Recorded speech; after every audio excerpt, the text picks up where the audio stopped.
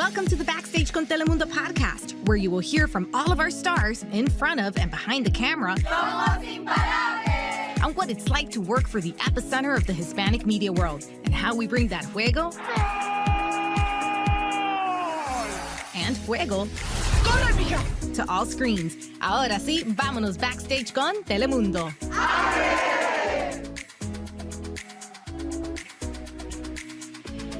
La copa es nuestra, ahora es el momento. Hey, what's up, mi gente? This is Ashley G, Internal Communications Manager for Telemundo and your host of the Backstage con Telemundo podcast.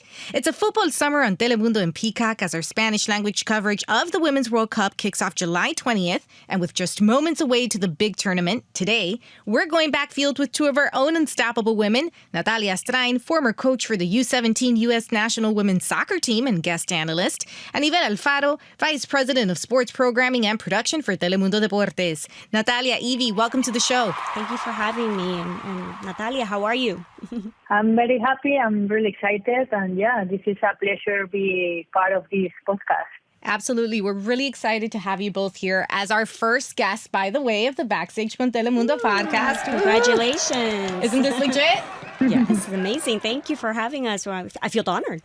Yeah. Well, we feel honored to have you. Thank you so much for being with us here today. And no spoiler alert, but we're ready to see Team USA bring that trophy home. Isn't that right? Absolutely. Of course. The This three-peat. is the reason that we go there, right? If not, we don't go. Absolutely. So let's start with talking about that game. So you both have been in this industry for so many years. Moment of truth. What does it take to bring your best game on and off the field from your unique perspectives? Natalia, empezamos contigo. Yeah, I think that for me, one of the most important things is feeling that I am part of the process when I belong something bigger, you know, when you are very involved in a project and you feel like you are part of this process, you have some autonomy. For me, it's really important when you are around the good people, right? Be around good professionals. As a professionals, as a humans, I think this is the factors that for me are really important. Love that. And as a former soccer coach, can you talk to us about the strategy or process when you're training some of these women to be championship ready? Well, for me, when in the national team, one of the most important things is attention to details, right? These players come different environments, different teams, and then when I write to you, you need to put a lot of attention to details. For me, one of the most important is the competitive mindset, right? Prepare the player, offer the player, facilitate the player all the tools for them. They feel ready when they are in the field. When they are playing the game, they feel ready and they feel like you already prepared them for the game, no? How they can manage the pressure, how they can manage the emotions, no? For example, in the PKs, in an important moment, the PKs, we prepare in practice with a big speaker, right? Yeah. We simulate that we are in a big stadium, the people is yelling us, very hostile situation, and then we prepare the player in this way, no? And then when the player are in the real game, and they need to take this responsibility about the PK, but they feel like they absolutely prepared before and they feel comfortable in these situations, no? For example. Very interesting. And I got to ask, is there a playlist that comes with this process? Because if there's some songs we need to be listening to be championship ready, we want to know. Yeah, the players choose the song, the music. Always in the bus when we go practice, when we go to the game, no. But one of the that we choose during the CONCACAF and in the World Cup, for example, was the Waka Waka, the Shakira. Oh, it's a good one. Because it was really cool, and this was like the South Africa men's World Cup, and we start sometimes dancing with them and trying to relieve a little the press with them, but yeah, always trying to be you know, like the players feel comfortable and good. Y animar ese ambiente, básicamente. Eso. Absolutely. So, Evie, let's go to your side of the field now. Talk to us about what it takes to bring our best game to the screen. What's the planning process like behind such a magnitude of a production? Well, I'll give you an example. I started planning this Women's World Cup, the FIFA Women's World Cup, 2 years ago. Wow. So back in 2021, along with a lot of my colleagues. So I think the key to a successful delivery of an event and execution of an event is your team. You talked about, bringing what we need to bring our best moment forward to on the field and off the field. And, we're in sports and we are only as good as your team. So having strong leadership and having your team all working together to bring all these moving parts, whether it's operations, transportation, logistics, hotels, wardrobe, talent acquisitions, staffing, all that has to come together in order for this to work seamlessly. So I think that's the key to a successful event is your team, your teamwork, a lot of preparation, planning. Definitely a huge team effort. And let me tell you, I think I speak on behalf of all of us here at Telemundo when I say that we are just so incredibly proud to be supporting the biggest global sport for women on the biggest global stage. And when you think about the fact that this tournament is already on track to becoming the most attended standalone women's sports event in history. More than 1 million tickets already sold according to FIFA. You feel proud to be part of that momentum. And I think, we just can't wait to see our Mujeres Imparables bring their best game on that field. Yes, you certainly feel proud. And this particular event is the first, is an event with many firsts. So many more games, an expanded format, more teams, more opportunities for our countries to play in a global event such as this. First time that all the games are on linear television in Spanish. And you talked about feeling proud and all of us here at Telemundo. And once that first whistle, you hear the first whistle, and then you hear the last whistle at the final. It's such a sense of accomplishment because, like I said, we've been planning this for over 2 years. And by the way, in the middle of this planning, we were executing the Men's World Cup. So, imagine. Yeah, it's crazy. But the sense of accomplishment once you've completed this task at hand, it's an indescribable feeling. You feel so proud, and your adrenaline is just kicking in, and you want to do it again. And it's an amazing feeling. So yeah, we should all feel proud. Absolutely. And Natalia, let's go to you now. You grew up playing on this field. You've seen some of the progress throughout the years. How did it feel, though, to transition from player to coach and then from coach to guest analyst for our World Cup coverage? Well, for me, this process has been amazing, no? Because always I am a curious person. I always want to learn, and all these areas make to me like always learning, no? Before I mentioned that for me, it's very important being projects that I feel like I am around good people as a professional and as a person, no? And I feel when I'm working always with Telemundo in Qatar, the Men's World Cup, was an incredible group of people. And now I have this opportunity to be in Australia, New Zealand, comment the game. It's an unbelievable feeling. I have this honor to be able to explain the people, to trying to transmit and impact in the people is at home, in the TV, and then explain what is happening in the field. No, this fantastic event, Women's World Cup, and I will be able to explain this. No, so I feel like I'm honored, and it's a beautiful process. And always I put the focus in the teaching and this tactical, or be able to connect with the people, and this opportunity provides to me this option, to connect with the people. I gotta ask, do you ever miss being on the field? Does somewhere deep inside of your heart, do you ever miss being on that field kicking that ball?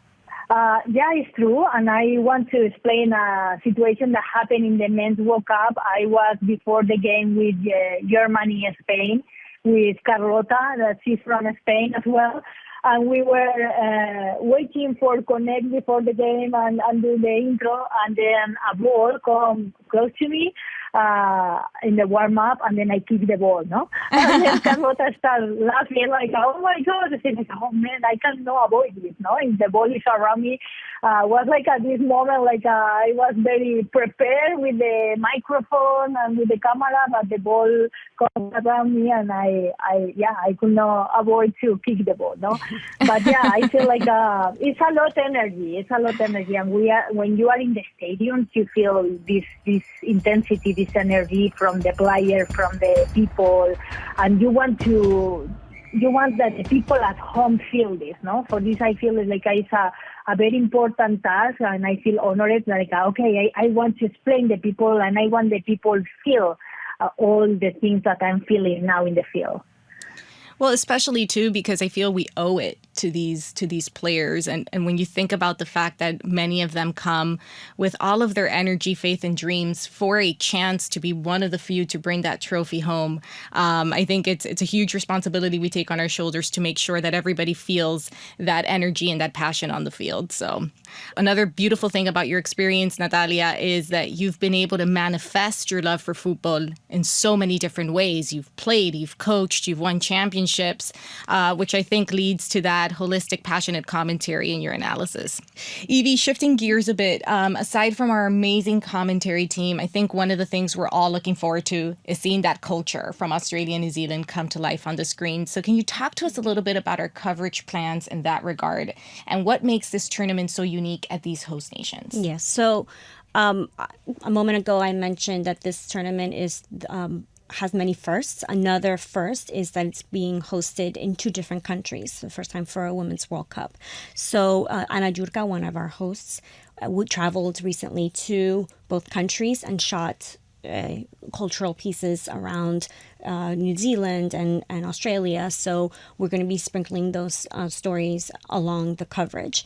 Not only that, you also mentioned about our responsibility to focus on the athletes, right? We actually sat down with many of the athletes, key athletes in each from different countries, and we're going to be sharing their stories. So some of these athletes perhaps do not have the same types of resources that we're accustomed to. So this is their time to shine, and we gave them that spotlight for them. So a lot of these women have, other jobs, or they, they don't necessarily just only focus on soccer. So this is their moment, and we that way we can connect them to our audience. So that's also important for us. Love that. And Natalia, let's talk about your story now. Todos sabemos que cuando se trata de los hispanos, el fútbol es vida. Así que cuéntanos, ¿cómo sientes que el fútbol ha influido en ti y en las jugadoras que has entrenado como mujeres y como líderes? Yo creo que para mí el deporte siempre me ha enseñado a ganar y a perder, ¿no? Y yo creo que las lecciones que más aprendes es cuando pierdes, ¿no? Ganar es fácil y todo el mundo es muy feliz, pero cuando pierdes yo creo que es una lección muy bonita, porque es lo que te pasa también en la vida, ¿no? O sea que yo creo que siempre cuando les hablo a las jugadoras siempre les hago la comparación de que lo que pasa en el fútbol pasa en la vida, y así aprendes a ganar y a perder tanto en la vida como en el fútbol, ¿no? A mí lo que me gusta también es que siempre tienes la oportunidad de levantarte, de que no te puedes rendir, puedes perder un partido, pero siempre vas a tener otra competición. Y esto también se puede trasladar a la vida, porque hay momentos duros, pero al final pues vas a tener otras oportunidades. Quizá no en el mismo partido, pero sí en otra competición, ¿no? O sea que a mí me gusta pues transmitir eso a las jugadoras y que sepan que, sobre todo como lo que dices, ¿no? Que nosotros como hispanos yo creo que hacemos todo con mucha pasión, y eso es lo que yo trato de transmitir. No podemos ver las cosas o el fútbol de una forma distante o fría, ¿no? Yo creo que nos involucramos y ponemos amor y pasión, y eso lo trasladamos también a la forma de vivir, ¿no? O sea que yo sería un poquito eso lo que he transmitido o trato de transmitir a las jugadoras, ¿no? Me encanta que hayas mencionado eso. Te cuento que siempre cuando hago esta pregunta me recuerdo de un dato muy curioso que dice que 96% de las mujeres que están en posiciones de liderazgo hoy en día han jugado algún deporte en equipo en el pasado. Y en este caso, obviamente estamos hablando del fútbol, pero creo que es un testamento justo a lo que estabas diciendo tú, Natalia, a la importancia de desarrollar esas habilidades de liderazgo, a apoyar a nuestras niñas que tomen o que jueguen un deporte para poder desarrollar eso, y no solamente eso, pero también incrementar a futuro la representación de la mujer en la industria del deporte. ¿Qué piensas tú respecto a eso? Pues mira, hay estudios que dicen que la forma que tenemos las mujeres de liderar es mucho más corporativa, mucho más en equipo que los hombres, ¿no? Generalmente dicen que los hombres por estudios son un poquito más jerárquicos. Entonces yo creo que conecta muy bien con lo que has dicho, porque si has comentado que este porcentaje de mujeres que están en el liderazgo han jugado deportes de equipo, representa muy bien esa capacidad que tenemos de asociarnos, de entender que es importante apoyarte en los demás, que no puedes ir sola, ¿no? Que tienes que tener un buen equipo, personas que estén totalmente preparadas, pero que vayan en la misma línea, ¿no? O sea que yo creo que me encanta el dato que has dado, que conecta mucho con la forma de liderar, por ejemplo, que a mí me gusta y con lo que trato de enseñar, y que sí, que ojalá que todo el mundo pues pueda entender que sí, que las mujeres pueden practicar deporte y además pues luego trasladarlo al tema de la industria, ¿no? Que hace tanta falta tener mujeres en esas posiciones de liderazgo, o sea que me encanta que haya mujeres en esa posición. Definitivamente. Y bueno, ya que estamos inspiradas, Ivy, cuéntanos un poco, what inspired you to pursue a career as a Latina in sports media? Well, funny enough, I played soccer and softball when I was very young, and I was terrible. Terrible. Aren't we all? No, that was bad. But my love for sports started when I was very young.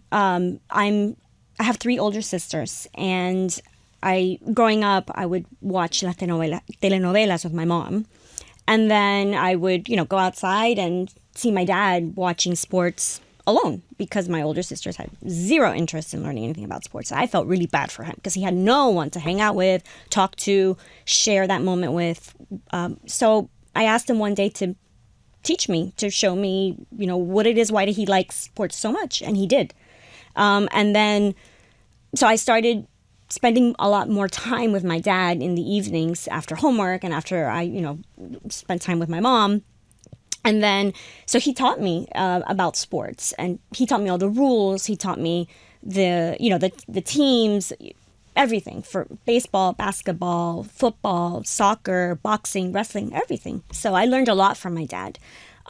So I grew up having an appreciation for what sports does. So we root for our team, we root for our home country, but also for me, it meant, bringing that happiness to my dad and for me as well. So we, every summer we would go and see games and spring training. We would go to spring training games. So, and I had that bond with him. And to me it was very special. So I knew that I wanted to have a career in sports or be involved in sports. I never thought that my path would be in television. I just happened to fall in love with TV, and I was able to merge the two. But I always knew that I wanted to somehow be involved in sports just because of the happiness that it brought to me in my personal life when I was growing up, and that bond that I was able to share with my father.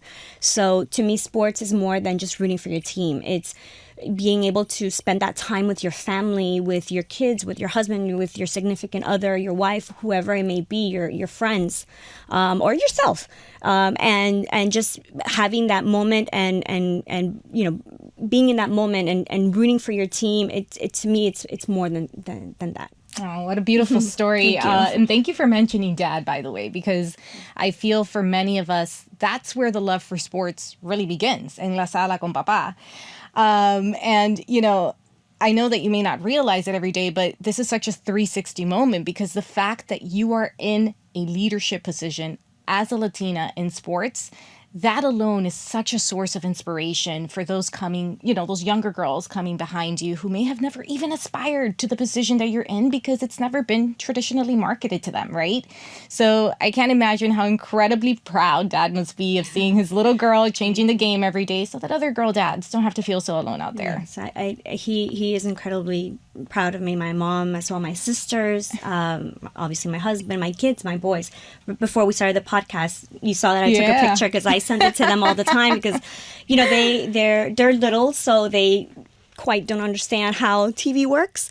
But they know that mom does something important, and that, whenever they turn the TV on, that myself and my colleagues, we were able to bring that to hundreds of thousands of people, and a major sporting event, they know that mom's not home because she's doing something very important. Absolutely. So, but yes, it is a sense of pride for me personally, and a sense of responsibility as well. Absolutely, right there with you. And Natalia, you kicked off your football journey in your native Spain. Now that we're talking about dreams, talk to us about what inspired you to make the jump to continue your career here in the U.S. Well, I always admire the competitive mindset that the American people have, no? And when I was younger here in Spain, I was watching the commercials, and the American people put Mia Hamm with Michael Jordan, right?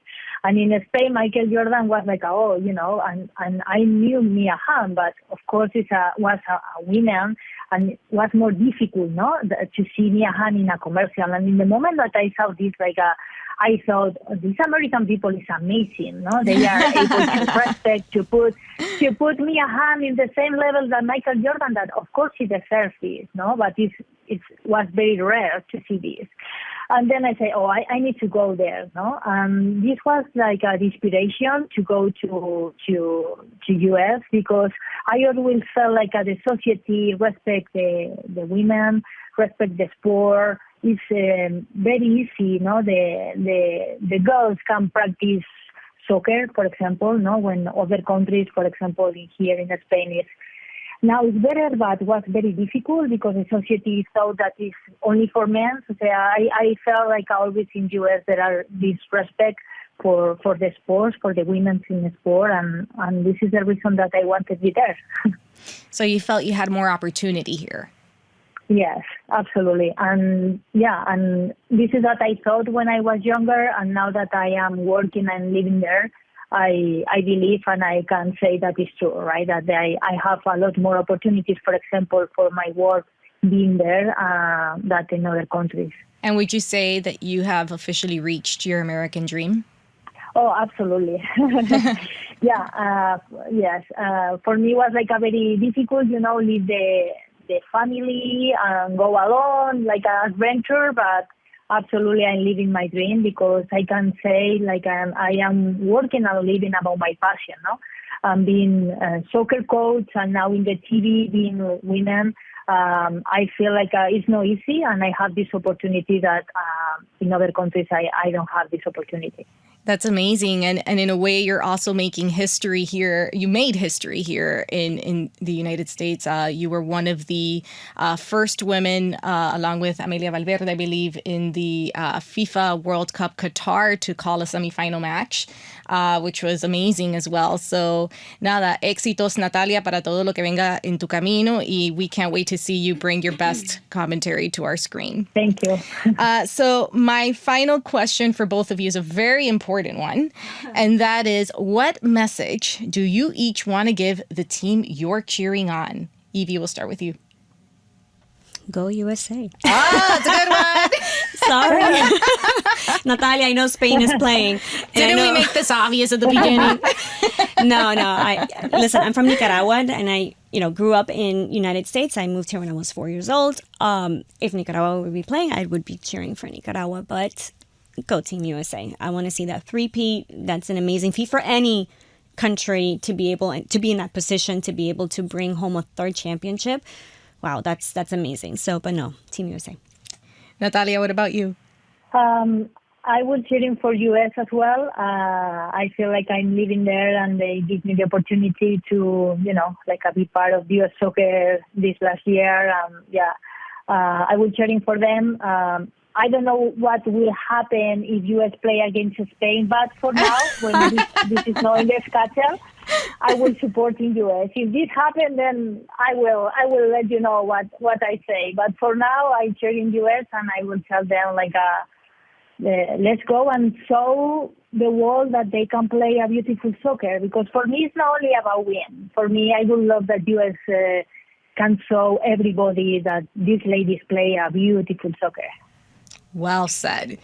Y bueno, chicas, ahora sí hemos llegado al momento del claquetazo en la cancha. This makes me nervous.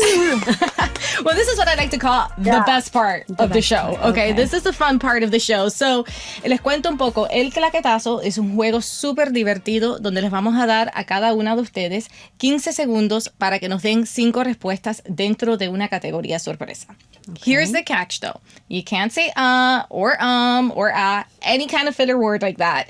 If you do, you will give a pass to the next person, and the winner is going home with a Backstage con Telemundo souvenir and eternal bragging rights on the show. Sounds like a game plan? Sounds like a game plan. Yeah, Evie's already nervous. All right, let's get this game started. Natalia, you're up first. You will hear me cue time in, and you'll hear the buzzer when time is out, okay? Perfect.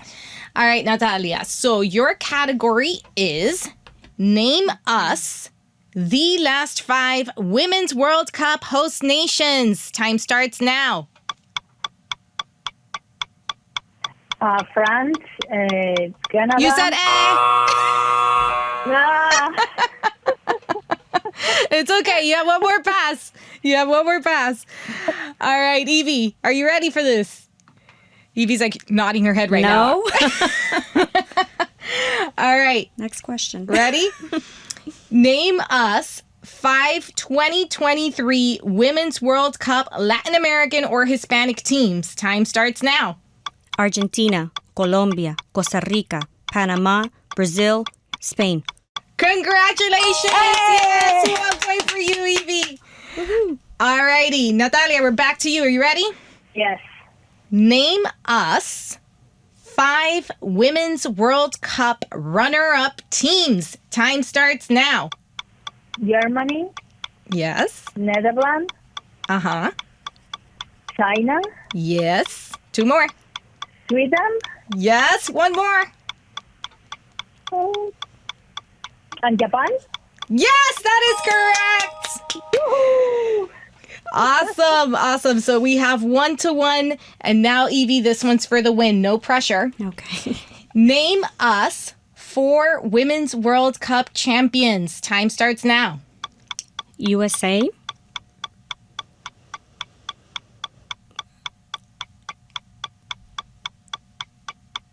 Sweden. Nope. I know it's USA.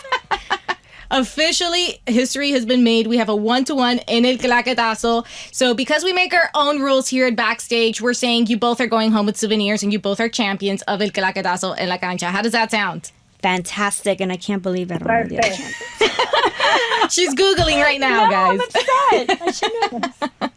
Evie, Natalia, thank you both so much for being with us here today and for giving us a backfield pass inside the Women's World Cup coming to Telemundo, Universo, and Peacock in Spanish, July 20th to August 20th. And for all of our listeners out there, let us know your thoughts on this episode in the comments and be sure to subscribe on YouTube at Backstage con Telemundo. Hasta la próxima.